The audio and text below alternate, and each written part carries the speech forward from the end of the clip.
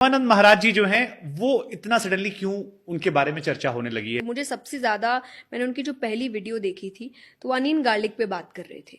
और मैं सात्विक खाना खाती हूँ, मैं 99% ऑफ टाइम नहीं सात्विक से अलग हटती हूँ, पर ना हमेशा मैंने देखा कि लोग जिस तरीके से अनियन गार्लिक को ट्रीट करते हैं कि अरे पाप है खाना, ऐसा है वैसा है, भक्ति जगत, उन्होंने इतना सिंपल तरीके से बताया था कि देखो भाई, हमारा काम है, हम वैराग्य का जीवन जीते हैं, हम भक्ति का जीवन जीते हैं, हमें एक तरीके की मानसिकता चाहिए, हमें हर वक्त शांत रहना है, हमें मेडिटेट करना है, हम तप करते हैं तो हमें जिस तरीके का भोजन खाना पड़ता है हमें वो ही खाना पड़ेगा। तुम अगर ऐसी फील्ड में हो और तुमको ये चीजें चाहिए तो तुमको भी ये करना पड़ेगा, वरना बेटा कोई पाप नहीं। हमारे वृंदावन में इस समय एक महाराज जी का बहुत नाम हो रहा है, पूरी दुनिया के बड़े बड़े लोग आ रहे हैं और महाराज जी के पास दौड़े दौड़े चले जा रहे हैं। हम नाम तो नहीं लेना चाहते क्योंकि वो अपने भजन में लगे हैं, पर आप सब जानते हैं श्री प्रेमानंद बाबा। लेकिन जानते हो, मैं 2 बार गया हूं प्रेमानंद बाबा जी के पास में। बहुत अच्छे हैं, सरल हृदय हैं। और जब मैं जाता हूं तो ब्रजवासी में निष्ठा कैसी होनी चाहिए साधु की, वो मैं उनमें देखता हूं। वो जानते उस बात को। हम तो पापी हैं, अधम हैं, तुच्छ है, कोई बल नहीं। अब वो महाराज प्रेमानंद जी महाराज तो बहुत भजनानंदी। एक महात्मा है जो बहुत बढ़िया से सत्संग कर रहे हैं, पूज्य श्री प्रेमानंद जी महाराज। हमने उनके बारे में सुना कि सुबह 3 बजे से सत्संग करते हैं और लोग सोचते हैं कि 3 बजे तो वहां कौन जाएगा, पर सुनने वाले ऐसे प्रेमी है महाराज, 3 बजे वहां बैठने की जगह नहीं रहती, इतने सुनने वाले वहां पहुंच जाते हैं। बाबा प्रेमानंद महाराज, वो जो तुम बाबा देख रहे हो वो बाबा तो जा चुका है कब का। ये बाबा प्रेमानंद को जो आप देख रहे हो ना, इस वक्त साक्षात श्री कृष्ण उनके शरीर में विद्यमान है। अब बाबा उसमें नहीं है। वही अंदाज बोलने का, वही रॉब वाला तरीका, वही लोगों से कहना कि बाहर निकलो।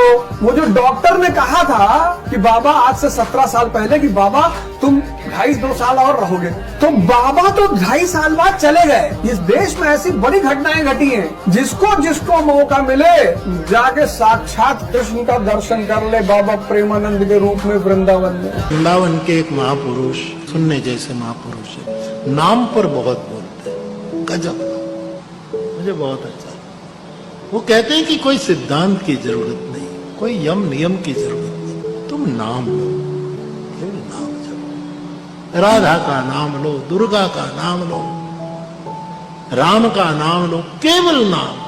वो कहते हैं कि एक घड़ी मानी 24 मिनट, 24 घंटों में केवल 24 मिनट तुम्हारे जो इष्ट देव उसका नाम लो। भाव जगे न जगे कोई चिंता नहीं, इससे मोक्ष मिले, धंधा ठीक से चले, रोग मुक्ति हो, ये सब सोचना बंद कर दो। वर्तमान जीवन में तुम्हें शांति मिलेगी।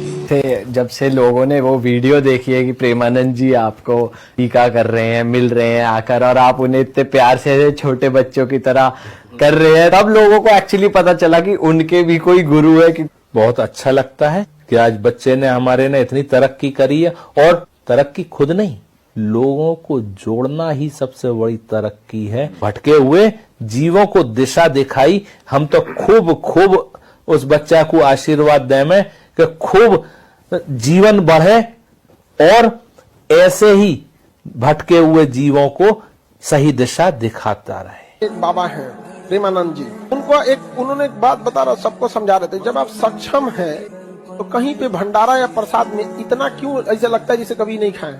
उनका समझाना गलत नहीं। 5 दिन के 1 दिन हुमाच के खा जाओ, वो किसके लिए आप बताओ? असहाय लोग के लिए। यहाँ पे वृंदावन के एक अद्भुत संत हैं श्री प्रेमानंद बाबा, उनकी किडनी दोनों खराब हो गई तो लोगों ने कहा कि आप ये निकलवा कर दूसरी डाल लो। कई भक्तों ने कहा हम अपनी दे देते हैं। उनकी वाणी सुनकर के आपके रोंगटे खड़े हो जाएंगे। वो हाथ जोड़कर बोले, देखो भाई, हम अपनी किडनी नहीं निकालेंगे। अरे बाबा मर जाओगे। बोले जो श्री जी को करना होगा, कल होता हो आज हो जाए। एक किडनी हमारी कृष्ण है, दूसरी किडनी राधा है, हम अपने अंदर से कृष्ण राधा नहीं निकाल सकते। इस समय आप सब जानते हैं, आप देखते भी होंगे, इस समय उनका जलवा चल रहा है, जलवा। और हमारे देखो, हम तो उनको प्रेमानंद बाबा को हम हमारे वृंदावन में रहते हैं वो, इसलिए हम एक तरह से उनको इस वक्त सनातन के भीष्म पितामह की श्रेणी देते हैं इस समय। और राधा रानी की विशेष कृपा है उन पे। कृपा तो देखो सब पे होती है राधा रानी की, उन पे विशेष क्यों है? कृपा तो हम पे भी है राधा रानी की, आप सब पे भी है, लेकिन उन पर विशेष क्यों है? उन पर विशेष इसलिए है कि उनका एक नियम मुझे बहुत प्रिय लगता है, जो राधा रानी की वजह से ही है। क्या? वो वृंदावन को छोड़ के नहीं जाते कहीं। वो वृंदावन को छोड़ के, उनके पास कितने कितने ऑफर आते हैं कि महाराज चलो कुछ आप वहां प्रवचन करना। पता है हमारे यहाँ कहा जाता है कि हम जैसे वक्ता जो कथा करते हैं, जो वृंदावन को छोड़ के कभी कहीं जा रहे हैं, कभी कहीं जा रहे हैं, कभी कहीं जा रहे हैं, हमारे वृंदावन में ऐसी मान्यता है कि उनको किशोरी जी भेजती हैं ब्रज से बाहर जाओ। क्यों? बोले ये तुम्हारी सजा है। वृंदावन से बाहर जाना वो हम लोगों के लिए एक तरह से सजा है। अच्छा, ये राधा रानी क्यों हमको सजा देती है? ये कि हमको वृंदावन से बाहर भेजने की सजा देती है। हमसे कोई भूल में, कोई चूक में, कोई अपराध बना, ठीक है, मैं सब वक्ताओं की बात कर रहा हूं, जो बाहर जाते हैं, कोई अपराध बनता है, राधा रानी कहती हैं इस अपराध को मिटाने जाओ। क्यों? क्योंकि प्रचार करो कृष्ण नाम का, उससे तुम्हारा एक तो तुम्हारे पाप खत्म हो रहे हैं, एक जो लोगों के पाप हैं उनको भी खत्म करो और वृंदावन छोड़ के जाओ। लेकिन प्रेमानंद बाबा वृंदावन को नहीं छोड़ते, इसीलिए किशोरी जी की उन पर बहुत बड़ी कृपा है। तुम्हें पता है बिरले ही संत ऐसे होते हैं जो ब्रज को छोड़ के नहीं जाते। आजकल लाइमलाइट में ऐसा ये सोशल मीडिया चल रहा है, किसको नहीं है जाने का, किसका मन नहीं करता? कोई विदेश जाना चाहता है, कोई कहीं जाना चाहता है, कोई, लेकिन सच्चे संत भैया ऐसे ही होते हैं।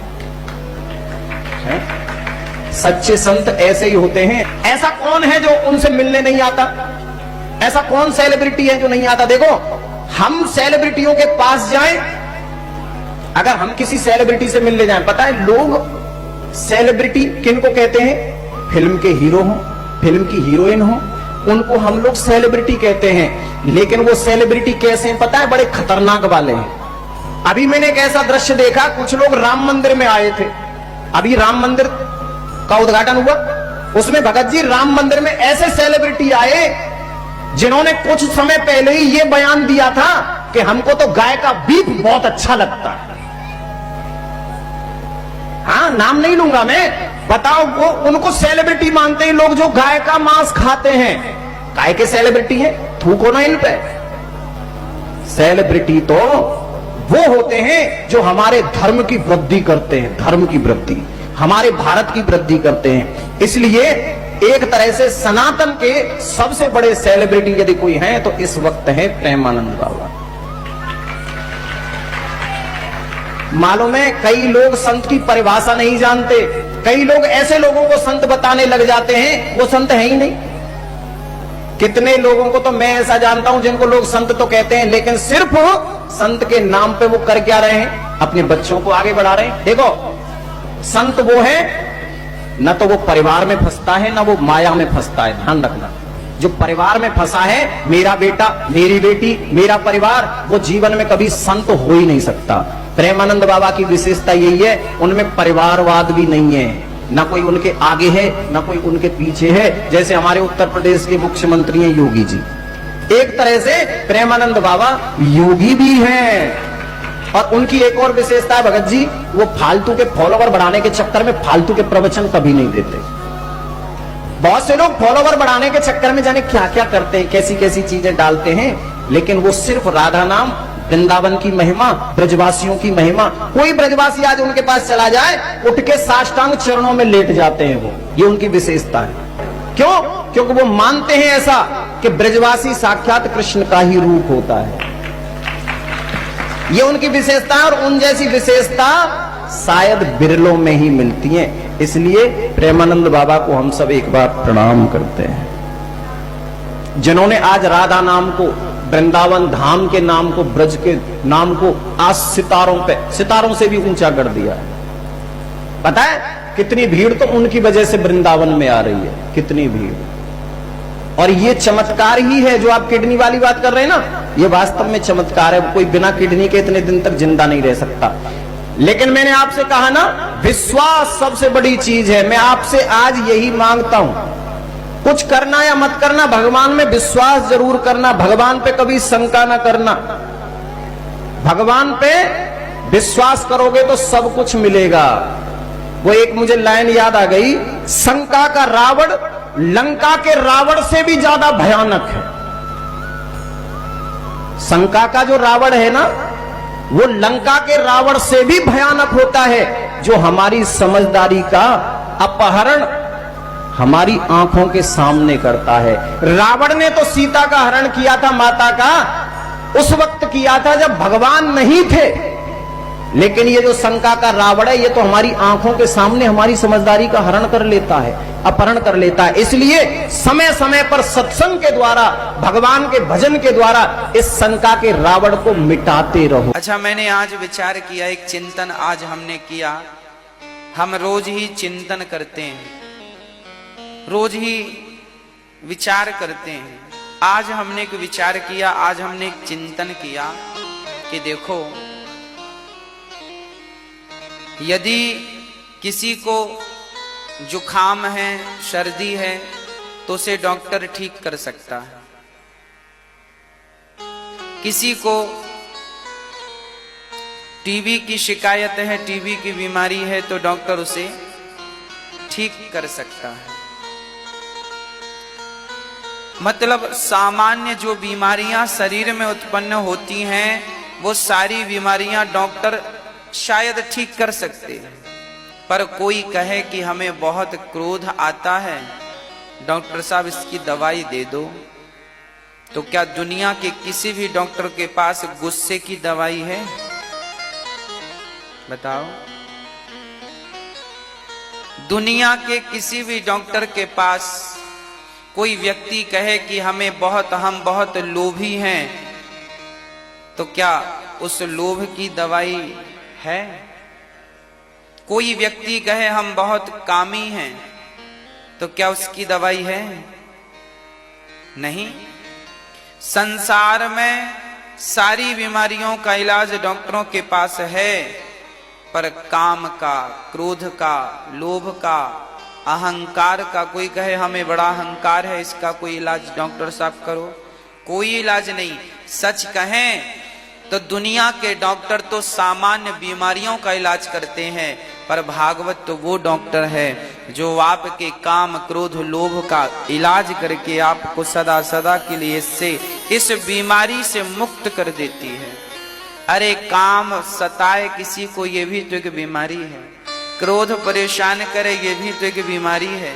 लोभ परेशान करे, ये भी तो एक बीमारी है। ये भी तो हमें जीने नहीं देते ना। तो इनका इलाज कहाँ होगा? बोले इनका इलाज केवल केवल भागवत ही इनका इलाज कर सकती है। इसलिए भागवत ही सबका मूल